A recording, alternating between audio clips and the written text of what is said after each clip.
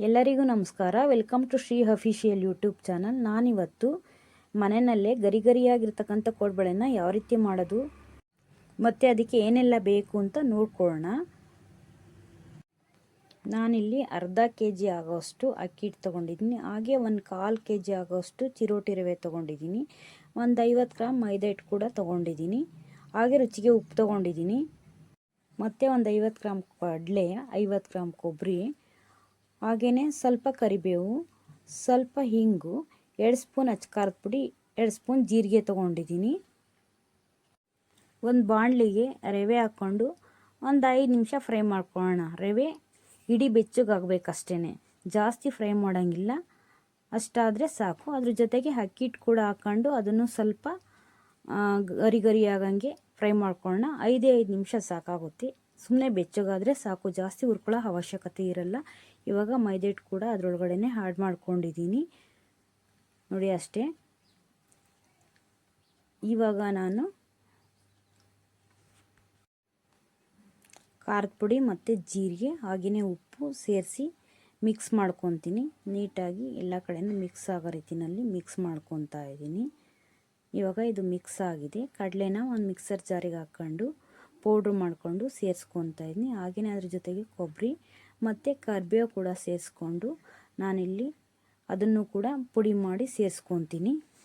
ಅಜ್ವೈನ್ ಇದ್ದರೂ ಕೂಡ ಹಾಕ್ಕೊಳ್ಳಿ, ತುಂಬಾ ಟೇಸ್ಟು ಚೆನ್ನಾಗಿರುತ್ತೆ ಕೋಡ್ಬಳೆದು. ಇವಾಗ ಒಂದು 4 ಸ್ಪೂನ್ ಎಣ್ಣೆ ಹಾಕಿ ಕಾಯಕ್ಕೆ ಇಟ್ಕೊತಾ ಇದ್ದೀನಿ. ಎಣ್ಣೆ ಚೆನ್ನಾಗಿ ಕಾಯಬೇಕು. ಕಾಯಿಸಿರೋ ಎಣ್ಣೆ ಕೂಡ ಇದ್ರೊಳಗಡೆ ಸೇರಿಸ್ಕೊತೀನಿ. ಅಷ್ಟರಲ್ಲಿ ನಾನಿಲ್ಲಿ ಹಿಂಗೂ ಸೇರಿಸ್ಕೊಂಡು ಎಣ್ಣೆ ಕಾಯೋ ಅಷ್ಟರಲ್ಲಿ ಮಿಕ್ಸ್ ಮಾಡ್ಕೊತಾ ಇದ್ದೀನಿ. ಇದು ಎಲ್ಲ ನೀಟಾಗಿ ಮಿಕ್ಸ್ ಆಗಲಿ. ಇವಾಗ ಎಣ್ಣೆ ಕೂಡ ಹಾಕ್ಕೊಂಡು ಇದನ್ನು ನೀಟಾಗಿ ಮಿಕ್ಸ್ ಮಾಡ್ಕೊಳ್ಳೋಣ. ಒಂದು ಸ್ಪೂನಿನ ಸಹಾಯದಿಂದ ಸ್ವಲ್ಪ ತಣ್ಣಗಾದ್ಮೇಲೆ ಕೈನಲ್ಲೇ ನಾವು ಎಣ್ಣೆ ಎಲ್ಲ ಕಡೆ ಮಿಕ್ಸ್ ಆಗೋ ರೀತಿಯಲ್ಲಿ ನಾವಿಲ್ಲಿ ಮಿಕ್ಸ್ ಮಾಡ್ಕೊಬೇಕಾಗುತ್ತೆ ನೋಡಿ. ಇವಾಗ ಸ್ವಲ್ಪನೇ ನೀರು ಸೇರಿಸ್ಕೊಂಡು ಕೋಡ್ಬಳೆ ಹಿಟ್ಟನ್ನ ಇಲ್ಲಿ ಕಲಿಸ್ಕೊಳ್ಳೋಣ. ಇದು ಸ್ವಲ್ಪ ಚಪಾತಿ ಹಿಟ್ಟಿಗಿನ್ನ ಸ್ವಲ್ಪ ಗಟ್ಟಿ ಇರಬೇಕಾಗುತ್ತೆ. ನೋಡಿದ್ರೆ ಗಟ್ಟಿ ಅಂತ ಅನ್ನಿಸ್ಬೇಕು. ಕೋಡ್ಬಳೆ ಒಸೆಯೋಕೆ ಹೋದಾಗ ಸಾಫ್ಟಾಗಿರಬೇಕು. ಆ ರೀತಿಯಲ್ಲಿ ಕಲಸಿಟ್ಕೊಂಡಿದ್ದೀನಿ. ಇವಾಗ ನಾನಿಲ್ಲಿ ನಮಗೆ ಎಷ್ಟು ದಪ್ಪ ಬೇಕೋ ಅಷ್ಟು ದಪ್ಪ ಹಿಟ್ಟು ತೊಗೊಂಡು ಇದನ್ನು ಬತ್ತಿ ಒಸ್ಕೊತಾ ಇದ್ದೀನಿ. ನಮಗೆ ಯಾವ ಸೈಜ್ ಬೇಕು ಆ ಸೈಜು ಕೋಡ್ಬಳೆಗಳ್ನ ರೆಡಿ ಮಾಡಿಟ್ಕೊಳ್ಳೋಣ. ಈ ರೀತಿ ಬತ್ತಿ ಒಸ್ತು ಒಂದೊಂದೇ ಕೋಡ್ಬಳೆನ ಎಷ್ಟುದ್ದ ಪೀಸ್ ಬೇಕೋ ಅಷ್ಟುದ್ದ ಬತ್ತಿಗಳನ್ನ ಕಟ್ ಮಾಡಿಕೊಂಡು ಕೋಡ್ಬಳೆಗಳ್ನ ರೆಡಿ ಮಾಡಿ ಇಟ್ಕೊತಾ ಇದ್ದೀನಿ ನೋಡಿ. ಈ ರೀತಿಯಲ್ಲಿ ನಿಮಗೆ ದೊಡ್ಡ ಬೇಕಾ, ಚಿಕ್ಕ ಬೇಕಾ ಅಥವಾ ದಪ್ಪ ಬೇಕಾ ನೋಡಿ, ನಿಮ್ಮ ಸೈಜಿಗೆ ಅನುಗುಣವಾಗಿ ಬತ್ತಿ ಒಸ್ಕೊಂಡು ಒಂದೊಂದೇ ಬಳೆಗಳನ್ನ ಮಾಡಿ ರೆಡಿ ಮಾಡಿ ಇಟ್ಕೊತಾ ಇದ್ದೀನಿ. ಅಷ್ಟರಲ್ಲಿ ಎಣ್ಣೆ ಕೂಡ ಕಾಯಕ್ಕೆ ಇಟ್ಕೊಂಡಿದ್ದೀನಿ ನೋಡಿ. ಇವಾಗ ಎಣ್ಣೆ ಕಾದಿದೆ. ಕಾದಿರೋ ಎಣ್ಣೆ ಒಳಗಡೆ ಕೋಡ್ಬಳೆಗಳ್ನ ಬಿಟ್ಕೊತಾ ಇದ್ದೀನಿ. ಈ ರೀತಿ ಎಣ್ಣೆ ಚೆನ್ನಾಗಿ ಕಾದಿರಬೇಕು. ಚೆನ್ನಾಗಿ ಕಾದಿರ್ತಕ್ಕಂಥ ಎಣ್ಣೆ ಒಳಗಡೆ ಕೋಡ್ಬಳೆಗಳ್ನ ಹಾಕ್ಕೊತಾ ಇದ್ದೀನಿ.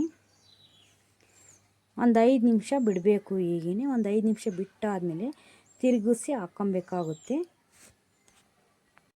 ಇವಾಗ ಮೀಡಿಯಮ್ ಉರಿ ಮಾಡಿಕೊಂಡು ಮೀಡಿಯಮ್ ಉರಿನಲ್ಲಿ ಒಂದು 5ರಿಂದ 10 ನಿಮಿಷ ಚೆನ್ನಾಗಿ ನೀವು ತಿರುಗಿಸಿ ಹಾಕ್ಕೊಂಡು ಕೋಡ್ಬಳೆಗಳ್ನ ಬೇಯಿಸ್ಕೊಬೇಕಾಗುತ್ತೆ. ಈ ಎಣ್ಣೆಯಲ್ಲಿ ಗುಳ್ಳೆ ಬರ್ತಾ ಇದೆಯಲ್ಲ, ಗುಳ್ಳೆ ಎಲ್ಲ ಫುಲ್ ಕಡಿಮೆ ಆಗೋ ತನಕ ನೀಟಾಗಿ ನೀವು ಬೇಯಿಸ್ಕೊಬೇಕಾಗುತ್ತೆ. ಈ ಕೋಡ್ಬಳೆನ ಬೇಯಿಸೋದ್ರಲ್ಲೇ ಹದ ಇರೋದು, ಇಲ್ಲ ಅಂದರೆ ಕೋಡ್ಬಳೆ ಗರಿಯಾಗಿ ಬರೋದಿಲ್ಲ.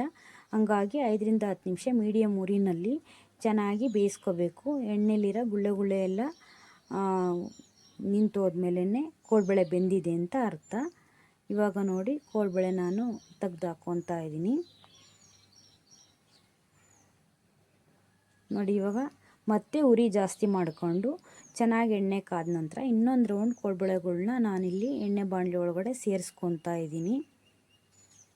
ಈ ಎಲ್ಲ ಕೋಡ್ಬಳೆ ಸೇರಿಸ್ಕೊಂಡಿದ್ದಾದಮೇಲೆ 5 ನಿಮಿಷ ಬಿಟ್ಟು ಮತ್ತೆ ತಿರುಗಿಸಿ ಹಾಕ್ಕೊಂಡು ಈಗೂ ಕೂಡ ಉರಿನ ಕಡಿಮೆ ಮಾಡಿಕೊಂಡು 5ರಿಂದ 10 ನಿಮಿಷ ಚೆನ್ನಾಗಿ ನಾನಿಲ್ಲಿ ಬೇಯಿಸ್ಕೊಂಡಿದ್ದೀನಿ ನೋಡಿ. ಕೋಡ್ಬಳೆ ರೆಡಿ ಆಯಿತು. ಈ ರೀತಿ ಕೋಡ್ಬಳೆ ಬೇಯಿಸ್ಕೊಂಡ್ರೇ ಕೋಡ್ಬಳೆ ಕ್ರಿಸ್ಪಿಯಾಗಿ ಬರೋದು. ಇಲ್ಲ ಅಂತ ಅಂದರೆ ಮಾಡಿದ ತಕ್ಷಣ ಮೆತ್ತಗಾಗ್ಬಿಡುತ್ತೆ ಕೋಡ್ಬಳೆ